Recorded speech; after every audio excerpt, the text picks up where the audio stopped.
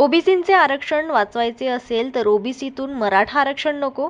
OBC आरक्षण वाचवायचे असेल तर येणाऱ्या निवडणुकीत मराठा उमेदवाराला ओबीसींनी मतदान करू नका असे आवाहन करत मराठा आरक्षणाला सरकारचा छुपा पाठिंबा असल्याचा आरोप वंचित बहुजन आघाडीचे नेते प्रकाश आंबेडकरांनी केला आहे.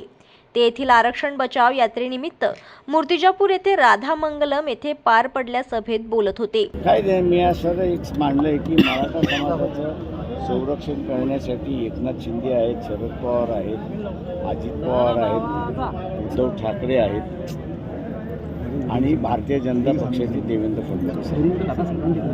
पण ओबीसीचं आरक्षण करण्यासाठी कोणी आणि म्हणून वंचित बहुजन आघाडीने असणाऱ्या ओबीसीच्या आरक्षणाचं संरक्षण करायचं असा निर्णय घेतलेला आहे. आणि त्यामध्ये हेही मी असणाऱ्या ओबीसीला म्हणालो की यावेळेस तुम्ही तुमची मतं तुम्हालाच दिली पाहिजे, ओबीसीलाच दिली पाहिजे, तर कोणाला देता कामा नये. म्हणालो की यात्रा आम्ही काढली नसती तर कदाचित इथे दंगल घडली असते. या यात्रेमुळे आम्ही असणारं वातावरण पूर्णपणे निवडलेलं आहे आणि आरक्षणाच्या संदर्भातलं भूमिका मराठा आणि ओबीसी यांच्यामधला आलेला मतभेद हे राजकीय मतभेद आहे. त्याला सामाजिक मतभेद होऊ देऊ नका की जे आम्ही आव्हान करत आहोत. आम्ही असं बऱ्याच त्याला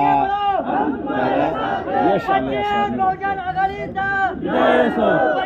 मराठा आरक्षण संरक्षणासाठी मुख्यमंत्र्यांसह अनेक नेते आहेत, पण आम्ही ओबीसी आरक्षणाचा निर्माण घेतला आहे असा उल्लेख करीत आम्ही आरक्षण बचाव यात्रा काढली नसती तर दंगल घडली असती.